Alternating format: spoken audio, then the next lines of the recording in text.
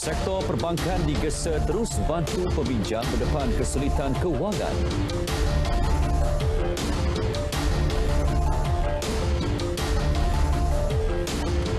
Ambil dos penggalak untuk kekalkan status lengkap vaksinasi di MySejahtera.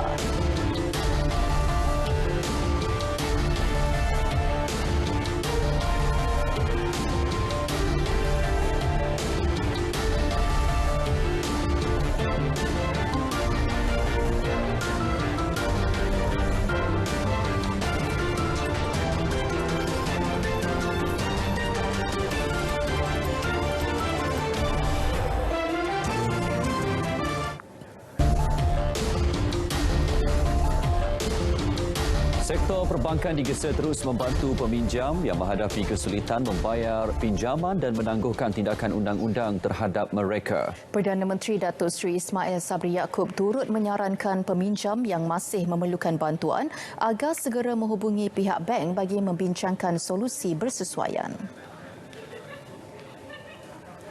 Jelas beliau, kerajaan mengambil maklum usaha sektor perbankan yang tidak terlalu cepat meletakkan peminjam yang menghadapi kesulitan di dalam senarai hitam atau muflis. Walaupun kadar muflis telah berkurangan sebanyak 50%, ekonomi mengambil masa untuk pulih. Sehubungan itu, peminjam yang baharu atau masih sukar mendapat pekerjaan, terutamanya golongan B50, wajar diberi sokongan. Kerajaan melalui Jabatan Insolvensi Malaysia juga telah meningkatkan nilai ambang kebengkrapan kepada RM100,000 bagi memberi perlindungan terhadap mereka yang terkesan akibat pandemik COVID-19. Dalam pada itu, Perdana Menteri memaklumkan industri perbankan bersama agensi kaunseling dan pengurusan kredit AKPK sedang giat melaksanakan program pengurusan dan ketahanan kewangan urus bagi peminjam B50. Peminjam yang layak dan berhasrat untuk memohon kemudahan di bawah urus boleh berhubung dengan bank masing-masing sebelum 31 Januari 2022. Di bawah urus, peminjam juga akan diberikan bantuan secara menyeluruh. Ini termasuk pelan kewangan peribadi berdasarkan kemampuan kewangan masing-masing, mengambil kira semua jenis pinjaman dengan institusi perbankan di bawah nama mereka.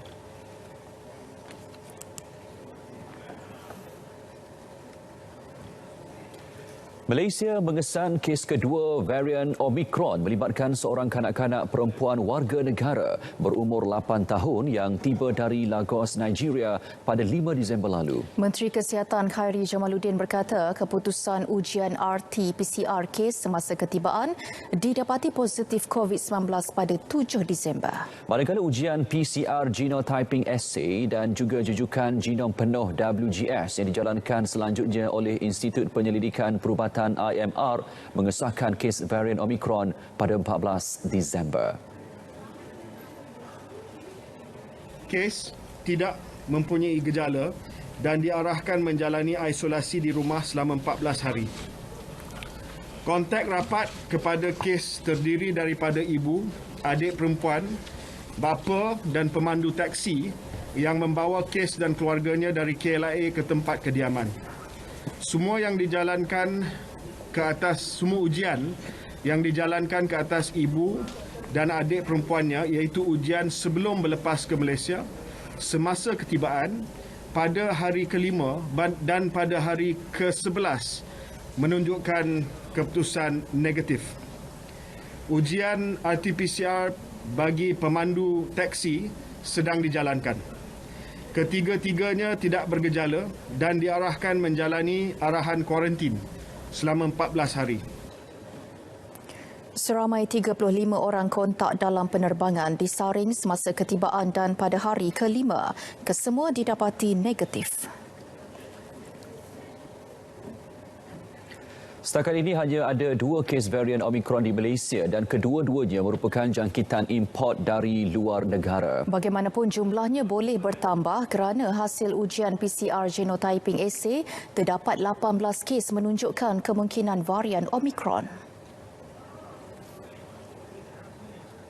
Seterusnya, KKM juga ingin memaklumkan bahawa hasil ujian PCR Genotyping Assay yang dijalankan sebanyak 18 kes lagi menunjukkan kemungkinan varian Omicron dan kini sedang menunggu keputusan pengesahan daripada jujukan genom penuh. Keputusan dijangka akan diperolehi pada hari esok.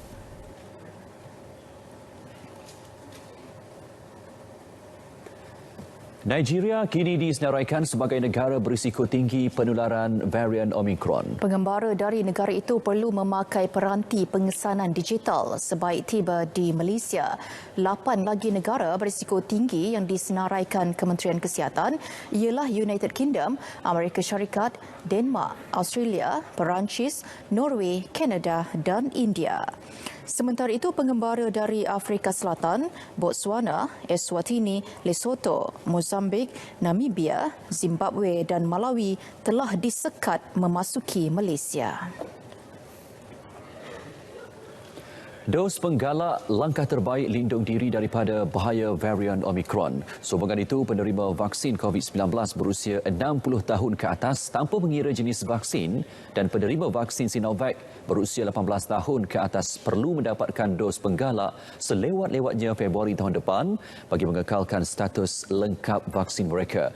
Menurut Khairi Jamaluddin, cadangan tersebut telah disahkan oleh Mesyuarat Jawatan Kuasa Petugas Khas Imunisasi COVID-19 Booster pada 8 Disember lalu. Bagi individu yang tidak mengambil dos penggalak seperti yang ditetapkan, statusnya di MySejahtera akan bertukar ke warna putih, menunjukkan tidak divaksin sepenuhnya. Individu berkenaan juga tidak layak untuk menerima kemudahan yang diberikan kepada penerima dos lengkap vaksin COVID-19.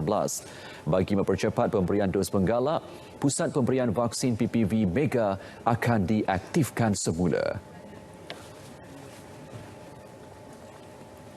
Penganjuran sambutan ambang Tahun Baharu 2022 secara besar-besaran dilarang.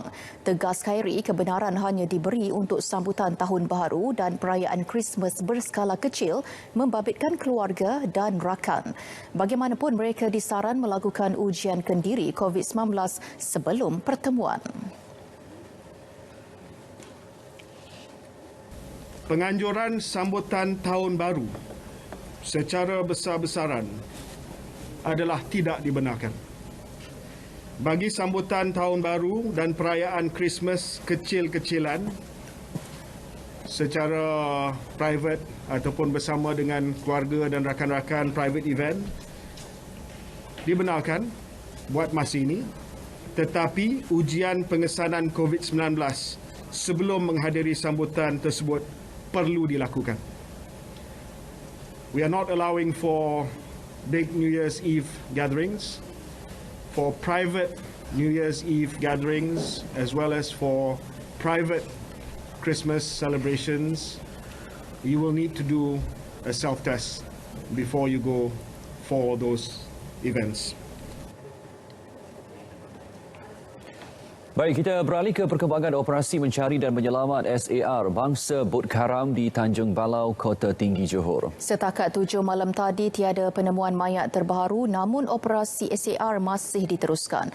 Perkembangannya bersama wartawan Taufik Salimin. Silakan.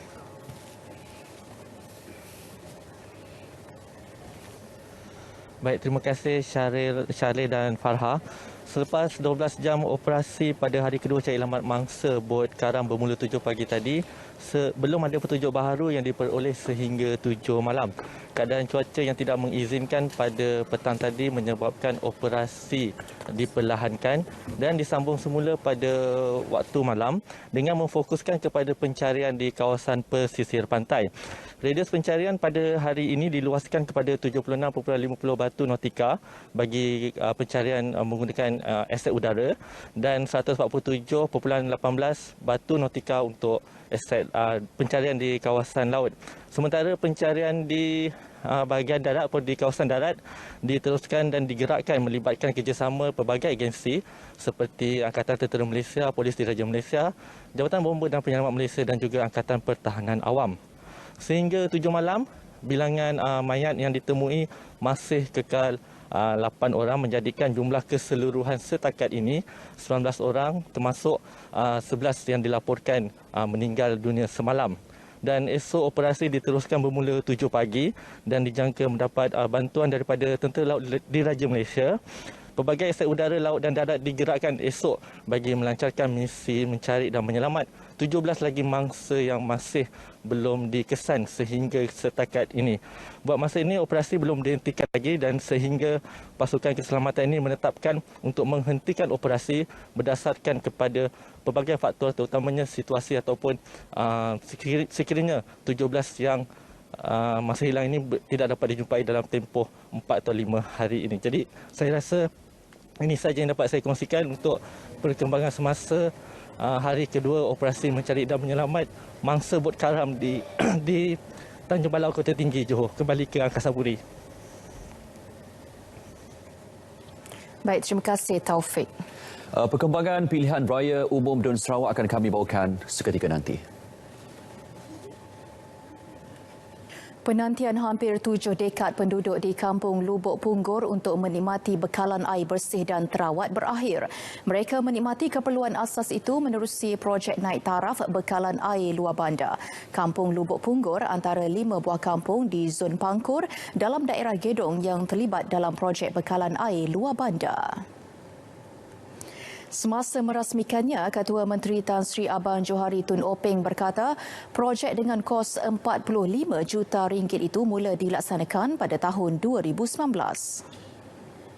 Daripada grid, daripada Kuching, kerana mereka tidak ada projek sumber air. Disebutkan tadi oleh Datuk Nordin, dulu dia gunakan sungai. Dan sungai sekarang ini susah nak diterawat. Jadi kita bekalkan daripada Kuching, kita tingkatkan bekalan sumber di Kuching iaitu di Bengoh Dam dan juga Sarawak Kiri. Airnya terus dihantar ke kawasan Samarahan, Semunjan hinggalah ke Sebuyau dengan satu grid. Jadi ini dapat memberikan air yang bersih dan terawat kepada orang kampung. Tan Sri Abang Johari menambah kebanyakan kawasan di daerah Gedong kini telah menikmati projek bekalan air bersih dan terawat, memandangkan projek itu telah bermula sejak 2 tahun lepas. Sementara itu, penduduk kampung yang ditemui bersyukur kerana dapat menikmati kemudahan yang setaraf dengan masyarakat di bandar. Kita biasa menggunakan air hujan, air sungai. Tapi sekarang dah dirasmikan air bersih. Alhamdulillah untuk generasi yang akan datang lah. Boleh merasa ada nikmat air bersih daripada sebelum ni lah. Alhamdulillah, syukurlah. Dah lama lah kami susah payah di situ ada air. Cek tangki lagi. Telaga kami. Cek telaga kami resah. Ada air hujan makan. Lama-lama tu. Bila air datang, kau biarlah rasa hati. Nyaman, lega rasa hati. Sila aku dengan angkut air, apa indah. Suruhanjaya Pilihan Raya SPR optimis sasaran 70% keluar mengundi mampu dicapai pada PRU Dun Sarawak ke-12 Sabtu ini. Pengerusinya Datuk Abdul Ghani Saleh berkata, walaupun pilihan raya kali ini berlangsung dalam fasa pelan pemulihan negara, sasaran tersebut boleh dicapai dengan peratusan yang lebih baik. Beliau turut menyeru agar semua pengundi yang layak untuk menunaikan tanggungjawab masing-masing tanpa rasa bimbang kerana pihak SPR telah menetapkan SOP yang ketat di setiap pusat mengundi. Saya berharap sangat-sangat kepada semua pengundi-pengundi dapat keluar dan jangan takut. Jangan takut. Kita ada proses ataupun SOP kita yang baik untuk kita menjaga keselamatan dan kelancaran pada hari ini. SPR juga akan menggunakan berus khas untuk mencalik dakwat pada jari pengundi yang bergejala sahaja. Beliau ditemui selepas menjadi tetamu program Sarawak di Hati oleh Sarawak FM di RTM Kuching. Sebanyak 1,866 pusat mengundi biasa yang mempunyai 3,555 saluran akan dibuka Sabtu ini. SPR melantik seramai 46,565 orang petugas untuk mengendalikan proses PRU Dun Sarawak kali ini. Umum mengetahui jalan air antara penghubung utama bagi penduduk di Sarawak sekaligus menjadikan bot sebagai pengangkutan. Bagaimanapun penggunaan bot bukan sahaja berisiko, malah memerlukan kos yang tinggi serta masa perjalanan yang lama. Ke arah itu, kewujudan jalan pesisir Kuala Balinian, Kuala Tatau Bintulu telah memberikan sinar baharu kepada penduduk yang tinggal di kawasan berkenaan. Dagang Muran 61 tahun mengakui kemudahan jalan raya yang telah berhubung dengan Kuala Tatau dan seterusnya ke Bintulu sejak 2017 amat memberi manfaat kepada rakyat.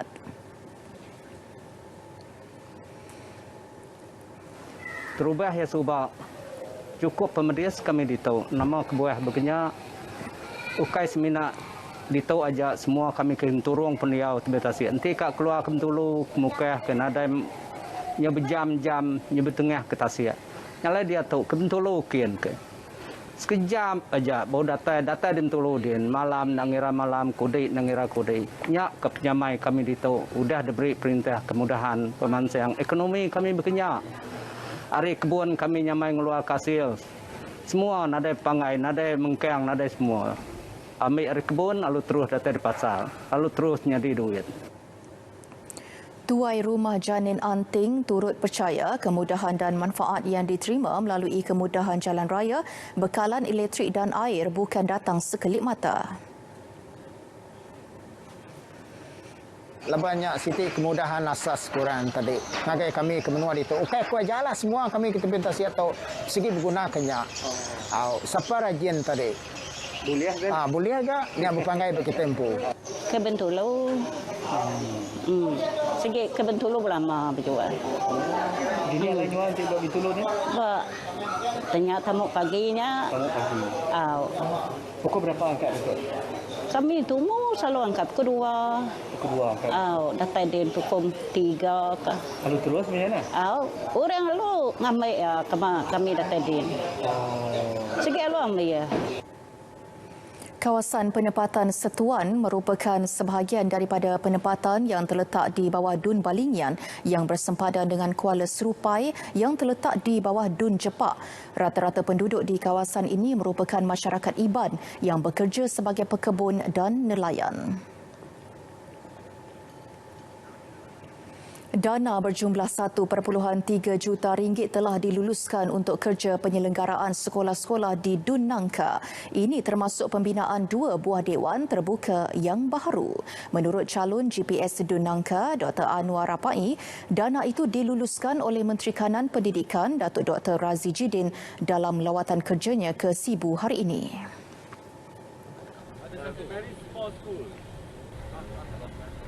Banyak sekolah-sekolah telah disenaraikan oleh Menteri tadi. Ada yang memerlu 300,000, ada yang memerlu 200,000. Tetapi selain daripada itu, Menteri juga telah meluluskan 2 dewan terbuka untuk sekolah SK Ulu Sungai Merah dan juga SMK Jalan Oyak. Jelas Dr. Anwar, pihak kementerian juga akan meneliti kesesuaian tapak seluas 40 ekar yang dicadang untuk membina Sekolah Sukan Sarawak yang bertempat di kawasan Kemuyang, Sibu. Turut disuarakan Dr. Anwar dalam pertemuan itu ialah keperluan mendesak pembinaan sebuah sekolah rendah baharu di kawasan tersebut. Ini berikutan kepesatan pembangunan di Kemuyang yang setakat ini hanya mempunyai sebuah sekolah rendah dengan 6 kelas iaitu SK Nangabon. Kawasan Medan Niaga 1 di tebing Sungai Sarawak dibangunkan sebagai tempat ikonik wajib dikunjungi pelancong ke Bumi Kenyalang. Kawasan komersial bersebelahan Kompleks Kubah Ria dengan kos 46.6 juta ringgit didirikan menerusi peruntukan khusus oleh Kerajaan Persekutuan kepada Fama. Butirannya bersama wartawan Rosalina Rosli.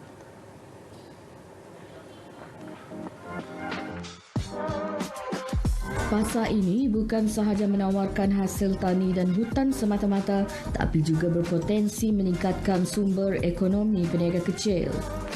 Di tempat inilah juga seorang ibu tunggal Latifah Tomik, 63 tahun menumpang rezeki berniaga kuih penyaram sejak 13 tahun lalu. Berbekalkan resepi dan kuali warisan daripada ibunya yang berusia lebih seabad serta galakan yang diterima daripada kerajaan, beliau berjaya menyara dan membesarkan 8 anak-anaknya sehingga berjaya. 30 tahun lalu, kuih yang dibuat ibunya dijajah sekitar kampung, namun kini dengan adanya medan niaga Satok ini, jualan kuihnya lebih mudah dan peniaga boleh mendapatkan kuih penyaram terus dari kedainya. Kami nang sudah belajar tiap hari nang nangganya mula. Masa mari nyasi makan tepung beras nak kering tu, nya pakai tumbuk ya. Dari sialah apabila kami dah makin besar makin sampai sekolah menengah pun masih ada jajak nak. Nang naik rumah ke rumah jajak suruhnya. Setelah berumah tangga, Latifah terus menjual kuih penyaram yang menjadi sumber ekonomi keluarganya, terutama selepas kematian suami hampir 8 tahun lalu. Pandemik COVID serba sedikit menjejas pendapatannya, namun Latifah terus berfikiran positif bahawa setiap usaha yang ikhlas dan jujur pasti ada ganjarannya. Sehari tu, masa tu lah, masa sebelum selepas COVID tu, baru dalam 3 tong tu kami masa dalam pukul 11 dah habis. Dulu kami memang makinnya 6 tong untuk sehari. Dengan pilihan raya yang bakal menjelang, beliau mengharapkan lebih banyak lagi kemudahan dan bantuan disalurkan kepada peniaga kecil sepertinya. Justru, tanggungjawab mengundi perlu ditunaikan bagi melihat impian masa depan dapat direalisasikan. #KamiPilih, jangan lupa Sabtu ini. Bersua kembali. Aurelius Teknologi Berhad ATEC memulakan dagangan sulung di pasaran utama Bursa Malaysia dengan mencatat premium 5 sen kepada RM1.41 berbanding harga tawaran RM1.36 sesaham. Ketua Pegawai Eksekutif dan Pengarah Eksekutif ATEC Lee Chong Yu berkata hasil daripada tawaran awam permulaan IPO, syarikat berjaya menjana sejumlah RM104.73 juta. Daripada jumlah berkenaan, RM40 juta akan dibelanjakan untuk pembelian mesin dan peralatan baharu. Many areas that we can look to in terms of expansion, in terms of growth. But our major focus on growth at this moment will be on the what we call the semiconductor multi-component modules at the moment, because this is in the IoT space and it is a very fast-growing space at the moment. Beliau berucap pada sidang media pada Majlis Penyenaan Rayaan ATEC secara maya. Pihak swasta Malaysia perlu mempertingkat kerjasama dengan China dalam usaha merancangkan hubungan dua hala dan ekonomi kedua-dua negara. Saranan itu dibuat Perdana Menteri Datuk Seri Ismail Sabri pada sidang kemuncak ekonomi dan teknologi China Global yang diadakan secara maya. Perdana Menteri berkata China merupakan sumber import terbesar Malaysia dan rakan dagang karib yang menyediakan hampir 50,000 peluang pekerjaan.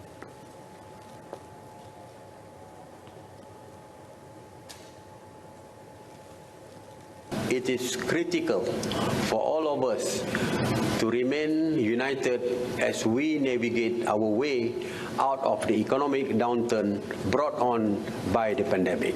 Having said that, I call upon the private sector to be the catalyst for reform, to drive sustainability and contribute to our collective goal of making Malaysia even more resilient. Tambah Perdana Menteri, hubungan bilateral kedua-dua negara akan terus mapan sekiranya pihak swasta tampil dengan idea yang lebih kreatif dan membuka peluang perniagaan.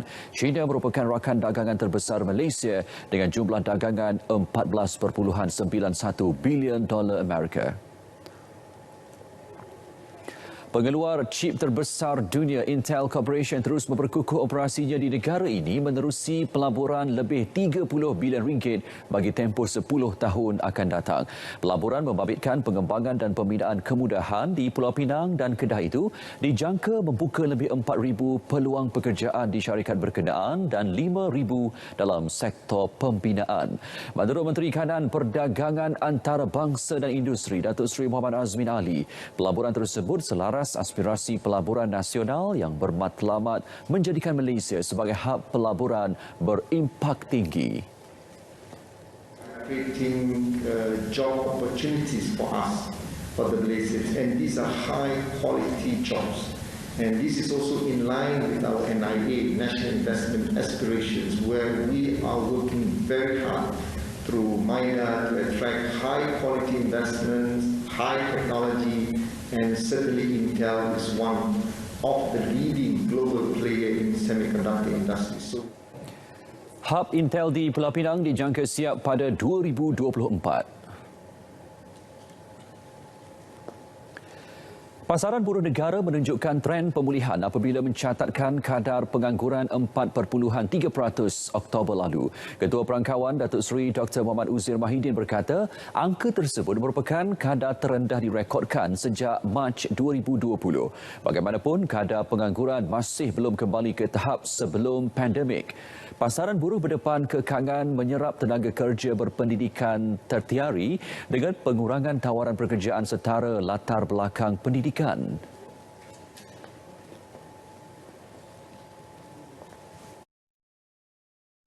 Antaranya adalah peningkatan berterusan kadar guna tenaga tidak penuh berkaitan kemahiran sejak suku ketiga 2020. Terkini seramai 1.87 juta orang dengan pencapaian tertiari bekerja dalam kategori separuh mahir dan berkemahiran rendah dengan kadar 37.7%.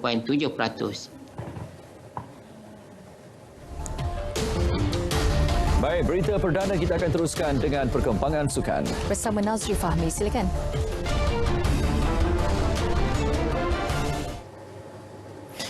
Terima kasih Syahril dan Fahatul. Assalamualaikum, salam sukan untuk semua. Kita mulakan dengan perkembangan Piala AFF Suzuki 2020. Malaysia sudah sedia hadapi Indonesia. Menurut pengendali skuad kebangsaan Tan Cheng Ho, barisan kejutian dan para pemain sudah bersedia dari segi taktikal untuk melayan skuad Garuda. Jelas Tan Cheng Ho, beliau meramalkan pasukan lawan akan turun dengan strategi bertahan, namun keupayaan menyerang anak buah Shin Tae-yong juga tidak boleh dipandang rendah.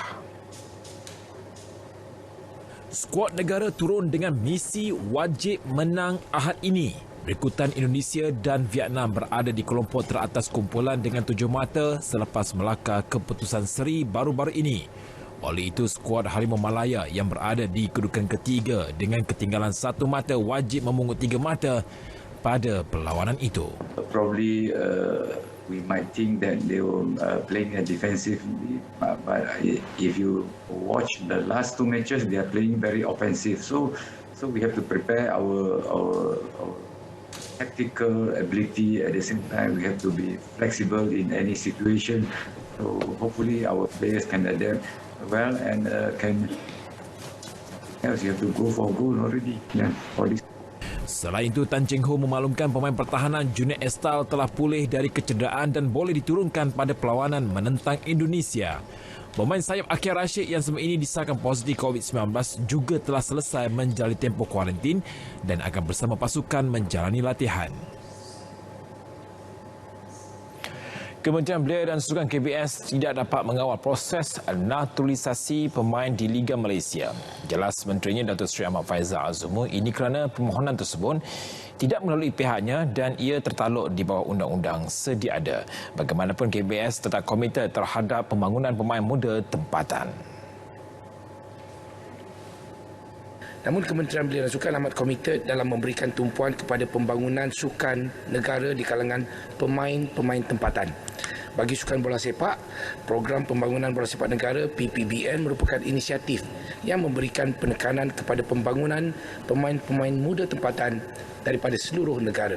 Selain itu, kita juga mengalu-alukan pemain-pemain berpengalaman yang mendapat status naturalisasi untuk membantu melatih pemain muda bagi meningkatkan prestasi sukan bola sepak negara. Tambah beliau, prestasi pemain muda tempatan kini dilihat telah meningkat berbanding pemain naturalisasi yang sedia ada. Projek naturalisasi sebelum ini telah ditangguhkan oleh FAM susulan persembahan hamba pasukan negara pada saingan Kelahiran Piala Dunia 2022 dan Piala Asia 2023 di Emirat Bersatu pada bulan Jun lalu. Bermula Mac 2022, Universiti Teknologi Mara UiTM akan memperkenalkan isukan sebagai sebahagian modul subjek core kurikulum di seluruh kampusnya. Jelas Naib Chancellor Hal Ehwal Pelajar Profesor Dr. Muhammad Sazili Sahibi berkata, ia merupakan subjek pilihan yang memfokuskan teknik dan falsafah permainan isukan. Pengenalan modul baharu itu juga secara tidak langsung akan memperkenalkan mahasiswa kepada bidang teknologi digital yang berkaitan dengan sukan, menerusi pendidikan dan penyelidikan. Kita telah pun mula mengusahakan e-sport ini sebagai satu subjek core curriculum, di mana setiap pelajar diberikan pilihan untuk mereka mengambil subjek core curriculum yang memberikan penekanan kepada kefahaman tentang e-sport ini secara menyeluruh. Beliau ditemui selepas penyerahan mock-cek RM10,000 kepada pasukan e-sukan UiTM Mobile Legends atau lebih dikenali sebagai UiTM Vendetta. UiTM Vendetta telah berjaya menjadi juara kebangsaan U Mobile Legends Campus Championship UMCC yang telah berlangsung pada 20 hingga 21 November yang lalu. Selepas kes Sarakunan, seorang lagi pemain Selangor FC, A. Namatevan, memilih untuk beraksi bersama Negeri Sembilan FC sebagai pasukan baharunya. Pemain bahagian pertahanan itu kini menjadikan Paroi sebagai gelanggang untuk mempamerkan aksi. Pengumuman itu dibuat NSFC menerusi ciapan di Twitter. Namatevan dijangka diletakkan di posisi pertahanan dan sayap kanan pasukan. Pemain berusia 25 tahun itu memulakan karier dengan menyertai pasukan remaja Selangor. Dia kemudian diserap ke pasukan utama Selangor pada 2016 dan mewakili pasukan itu hingga musim 2021. Kelab badminton Petaling Jaya BC bersedia untuk melangkah kejutan pada saingan Top Glove Purple League Pro Am 2021 apabila giat menjalani latihan menjelang pertandingan yang bakal berlangsung pada minggu depan. Mula ditubuhkan pada 2014, Petaling Jaya BC akan memulakan kempen mereka dengan membuat perhitungan berdepan Bandar Maharani BC pada Selasa nanti. Menurut pengurus pasukan Yeo Seo Chung, para pemainnya mempamerkan semangat yang tinggi semasa sesi latihan dan percaya mereka mempunyai peluang untuk mewakili Malaysia pada masa hadapan. Will allow all our players to have much experience as they will be playing amongst all the best players in the nation, and they can also use this experience to gauge where they are standing. Petaling Jaya BC akan merebut 2 slot ke separuh akhir di dalam kumpulan B bersama-sama Ampang Jaya BC, Jinjang BC, Rawang BC dan Bandar Maharani BC. Kejohanan Top Glove Purple League Pro Am akan berlangsung di Komplek Kejiran Persing 11 Putrajaya pada 21 hingga 26 Disember. Pertandingan berpasukan campuran ini akan dijalankan dalam format round robin dengan 2 pasukan setiap kumpulan akan layak untuk beraksi di peringkat separuh akhir. Aksi Liga Perdana Inggeris Arsenal kembali melonjak ke kelompok 4 teratas selepas melangkah kemenangan 2-0 ke atas West Ham. Keputusan itu membuktikan mereka mampu menyelah tanpa kelibat Pierre-Emerick Aubameyang yang digantung berikutan masalah disiplin. Aksi yang berlangsung di Stadium Emirates itu menyaksikan babak pertama berakhir dengan tanpa sebarang jaringan. Tuan rumah berjaya mendahului menerusi Gabriel Martinelli kira-kira 3 minit selepas rehat. The Gunners berpeluang meraih gol kedua pada minit ke-69. Namun, sepakan penalti yang diambil oleh Alexander Lacazette berjaya ditepis keluar penjaga gol. Anak buah Mikel Arteta akhirnya berjaya meraih gol kedua hasil rebatan Emily Smith-Rowe pada hujung permainan. Kemenangan itu meletakkan Arsenal di kedudukan keempat buat pertama kali dalam tempoh lebih 2 tahun, satu mata di depan West Ham. Dalam perkembangan lain, Manchester United mungkin terpaksa menangguhkan pertemuan Liga Perdana Inggeris dengan Brighton di Old Trafford Sabtu ini. Ia berikutan peningkatan kes COVID-19 dalam skuad Glenn Ralph Rangnick itu. Terdahulu, perlawanan menentang Brentford Selasa lalu juga sudah ditangguhkan akibat penularan COVID-19 di dalam pasukan Red Devils itu. Pusat latihan United Kingdom di Carrington juga terpaksa ditutup pada Isnin dengan pemain-pemain tidak dibenarkan memasuki kem itu untuk tempoh 24 jam. Hanya mereka yang diuji negatif saja dibenarkan kembali menjadi latihan pada Rabu. Antara pemain yang sudah kembali berlatih adalah pemain pertahanan Victor Lindelof yang mengalami kesukaran bernafas ketika menentang Norwich sebelum ini. Beberapa kelab bola sepak terkemuka Eropah mengugul untuk tidak melepaskan pemain mereka bagi menyertai Piala Negara-Negara Afrika yang bakal berlangsung di Cameroon. Tindakan itu dilakukan berikutan kebimbangan terhadap protokol kesihatan COVID-19 lemah yang diamalkan. Perkara tersebut disuarakan Persatuan Kelab Eropah menerusi sepucuk surat yang dihantar kepada FIFA. Mereka mendakwa penganjur Konfederasi Bola Sepak Afrika gagal menyediakan protokol kesihatan dan prosedur operasi standard SOP bersesuaian dengan pandemik. Justru kelab-kelab terbabit tidak mahu mengambil risiko yang akan mendedahkan pemain kepada jangkitan. Antara pemain yang dijangka beraksi dalam aksi merebut piala terbabit adalah bintang Liverpool Mohamed Salah dan Sadio Mane, pemain Manchester City Riyad Mahrez serta Ashraf Hakimi serta Idrissa Gana Gueye dari klub Paris Saint-Germain PSG. Kempen Piala Negara-Negara Afrika yang tertangguh sejak tahun lalu dijadual membuka tirai 9 Januari hingga 9 Februari depan. Edisi Sukan berakhir di sini. Kembali semula bersama Fahatul dan Syaril untuk perkembangan berita seterusnya. Assalamualaikum, sukan untuk semua.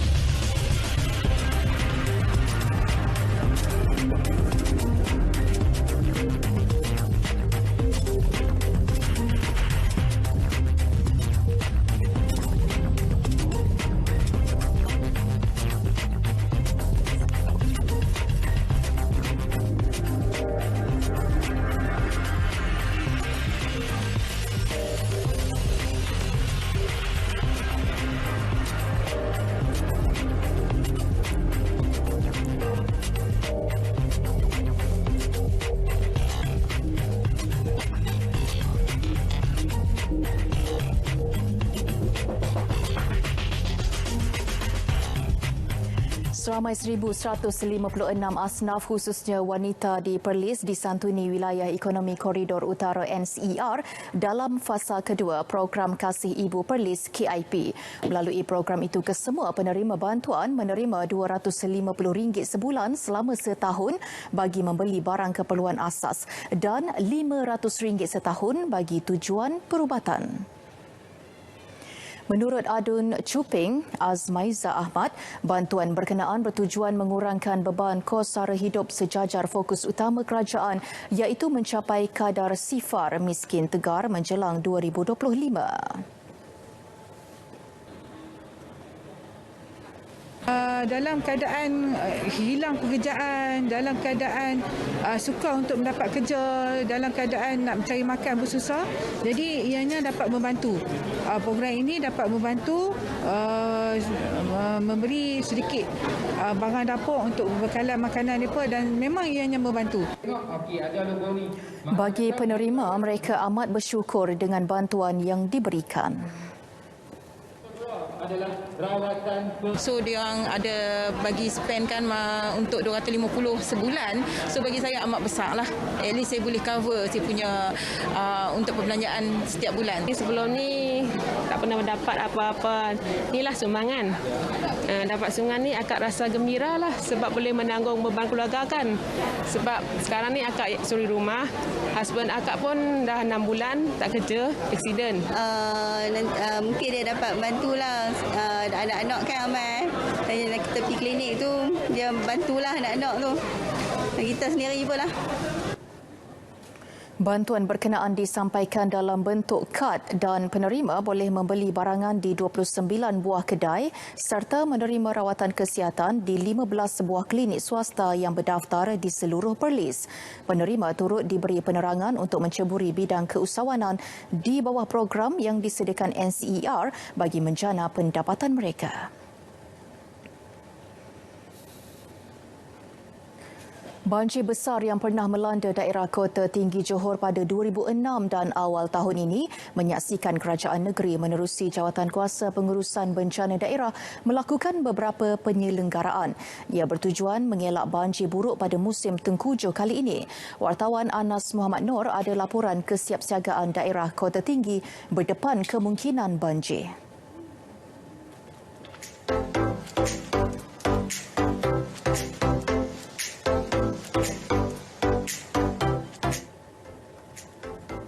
Tahun 2006 menyaksikan bandar Kota Tinggi lumpuh selepas ditenggelami banjir.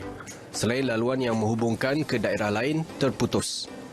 Tragedi sama berulang pada Januari tahun ini dengan lebih 2,000 penduduk terjejas dipindahkan ke 23 pusat pemindahan sementara.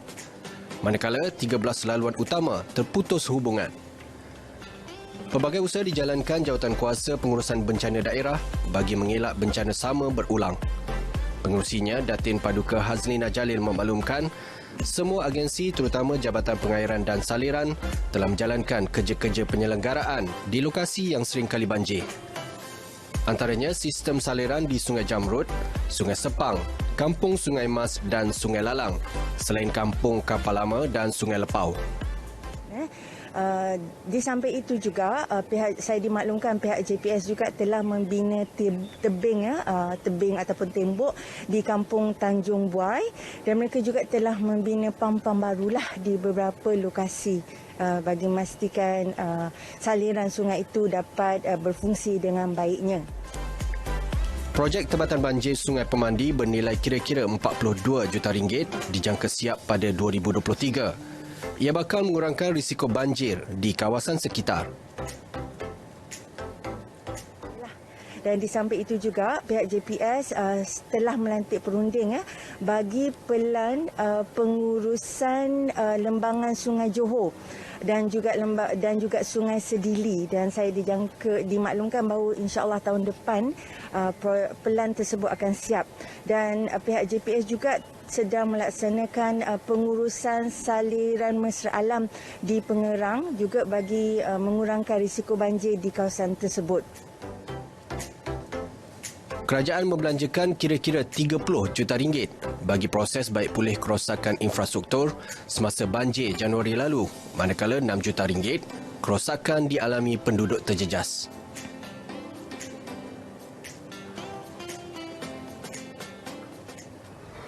Tahun 2006 dan pada awal Januari lalu menyaksikan daerah Kota Tinggi, terutamanya pusat bandar Kota Tinggi, lumpuh sepenuhnya apabila ditenggelami air, dan beberapa jalan utama terpaksa ditutup untuk semua jenis kenderaan. Namun beberapa usaha yang dijalankan oleh Jawatankuasa Pengurusan Bencana Daerah sejak awal tahun seperti mendalamkan dan membersihkan sistem saliran dijangka dapat mengurangkan risiko berlakunya banjir lebih teruk pada kali ini. Selain projek jangka panjang yang sedang berjalan melibatkan tempatan banjir di Sungai Pemandi yang dijangka siap pada 2023, diharap dapat mengurangkan lagi banjir yang pernah berlaku di daerah Kota Tinggi. Anas Matnor, Berita RTM. Kerajaan menyediakan SOP yang ketat untuk kemasukan pekerja asing ke Malaysia bagi mengekang penularan wabak COVID-19. Menurut Menteri Sumber Manusia Datuk Seri M. Saravanan, ia membabitkan 4 proses bermula dari pra-pelepasan, semasa ketibaan, selepas ketibaan iaitu tempoh kuarantin dan pasca kuarantin. Yang pertama adalah pre-kemasukan negara. Maksudnya di negara asal mereka kena menyediakan vaksin dan sebagainya. Itu yang pertama. Yang kedua, apabila mereka sampai ke negara kita, mereka akan dikuarantinkan di tempat-tempat khas yang disahkan oleh Kementerian Kesihatan Malaysia KKM, mengikut SOP baru dari segi buat PCR test hari pertama, hari ketiga, hari kelima dan hari ketujuh, dan selepas 14 hari baru mereka dipindahkan ke tempat kerja. Yang kedua, daripada apabila mereka sampai dalam negara ini melalui KLIA, satu-satunya pintu masuk, mereka akan dibawa masuk melalui laluan khas supaya mereka tidak bergaul atau campur dengan orang awam. Yang keempat adalah tempat tinggal ataupun penginapan di tempat kerja. Itu akan menjadi prasyarat di mana majukan perlu menyediakan tempat tinggal yang kondusif mengikut Akta 44. Beliau ditemui selepas menyempurnakan Majlis Graduasi Certified Disability Management Professional 2021 di Putrajaya. Penjenamaan imej TVET Kementerian Pendidikan KPM amat signifikan dan bertepatan dengan arus perubahan pendidikan masa kini. Ketua Pengarah Pendidikan Datin Seri Nur Zamani Abdul Hamid berkata, ia penting dalam mewujudkan satu identiti korporat yang memaparkan keseragaman TVET KPM dalam semua aspek. Saya amat yakin langkah penjenamaan ini akan memudahkan semua institusi TVET KPM agar dikenali umum dan membantu mempromosikan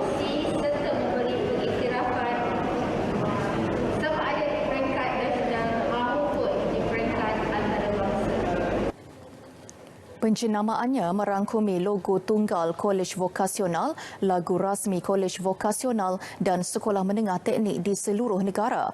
Penghasilan Coffee Table Book TVET KPM juga merupakan salah satu elemen penting bagi mempromosi, mendidik dan memberi kesedaran masyarakat umum berkaitan kepentingan dan kerjaya program-program TVET yang ditawarkan KPM.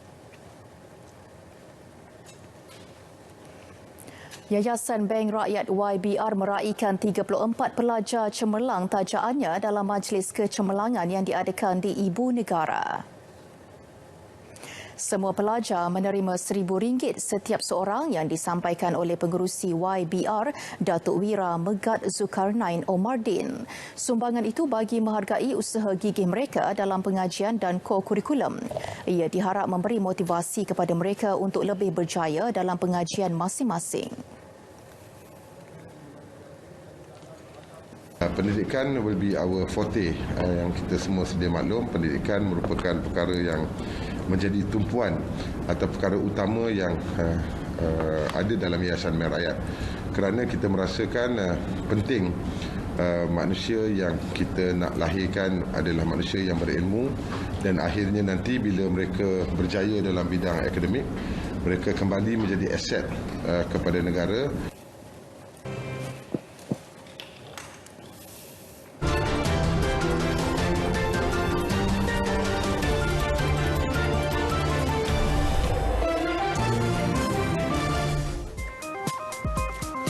Cafe Sweet Fish di Thailand mencuri tumpuan ramai apabila pengunjung berpeluang berbanja dengan puluhan ikan koi yang dibiarkan berenang bebas di lantai premis. Konsep kolam dalam kafe itu merupakan terapi ketenangan kepada pengunjung selain menjadi tarikan yang unik. Pekerja kafe akan menukar air setiap pagi dan malam sebelum kafe ditutup bagi menjaga kebersihan dan kesihatan ikan. Seorang lelaki menerima pujian kerana menyelamatkan seekor monyet yang cedera dengan memberikan bantuan pernafasan mulut ke mulut pada haiwan tersebut. Monyet berusia 8 bulan itu diserang oleh sekumpulan anjing liar yang menyebabkannya tidak sedarkan diri. Ketika itu, seorang lelaki dikenali sebagai M. Prabu tampil untuk memberikan pertolongan cemas.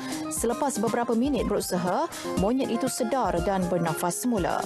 Monyet itu kemudian diberi glukosa dan vaksin dan kini semakin pulih. Sebuah syarikat di Afrika Selatan mencipta sebuah kereta terbang. Kenderaan itu kelihatan seperti seekor burung gergasi dan mempunyai sayap serta kaki. Dinamakan Microbat.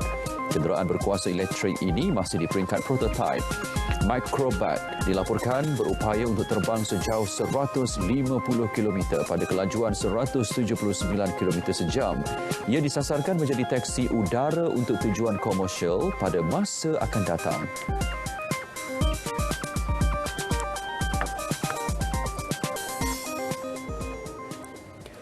Baik, berita perdana edisi 16 Disember berakhir di sini. Terus amal kawalan Kediri, lindung diri, lindung semua kerana kita keluarga Malaysia. Yang sahih di berita RTM. Assalamualaikum.